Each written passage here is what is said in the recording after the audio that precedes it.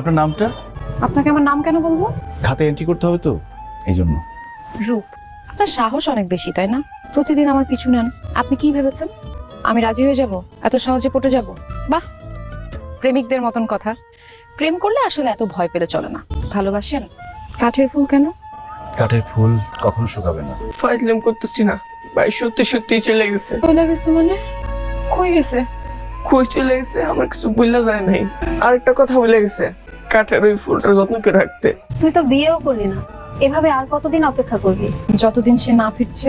কোথায় ছিলেন আপনি এতদিন?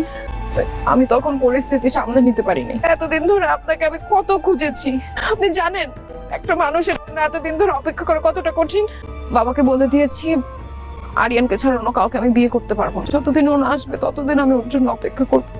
আশ্রয় দেবেন আমাকে? হ্যালো গাইস, আমি রকি চলে আসলাম নতুন আরেকটি বাংলা নাটকের রিভিউ নিয়ে। এই নাটকটিতে অভিনয় করেছে নিলয় আলমগীর এবং সুমাইয়া হিমি, যা আপনারা থাম্বনেইলেই দেখে ফেলেছেন। এই নাটকটি বর্তমানে টিকটক, ইউটিউব, ফেসবুক সব জায়গায় পুরোপুরি ভাইরাল। অনেকেই আমাকে কমেন্ট করতেছিলেন এই নাটকের রিভিউ বানানোর জন্য। আশা করি না টেনে পুরো ভিডিওটা দেখবেন। এই নাটকের দৃশ্যে দেখা গেছে সুমাইয়া হিমি এবং নিলয় আলমগীর তাদের প্রথম দেখা হয় ফার্নিচারের দোকানে। তার বাবার জন্য চেয়ার বানাতে গিয়ে তাদের প্রথম দেখা হয় এবং কি সেখান থেকেই গল্প শুরু হয়ে যায়। সেখান থেকে হয়ে গেল প্রেম, তারপর অনেক কিছু। একটি অসাধারণ গল্প দিয়ে এই নাটকটি তৈরি করা হয়েছে, যা আপনারা পুরো নাটকটি না দেখলে বুঝবেন না। সুমাইয়া হিমি, নিলয় আলমগীর এই দুজন খুব সুন্দর একটি জুটি। এদেরকে অনেক নাটকে দেখা যায় এবং কি 2025 সালের সেরা অভিনেতা হিসেবে প্রশংসিত হয়েছে নিলয় আলমগীর এবং সুমাইয়া হিমি। 24 এবং 25-এ আর কোনো অভিনেতা এত নাটক তৈরি করতে পারেনি এবং কি ইউটিউবে সর্বোচ্চ ভিউ পাওয়া অভিনেতা এই নিলয় আলমগীর। সবচেয়ে বেশি নাটক তৈরি করার জন্য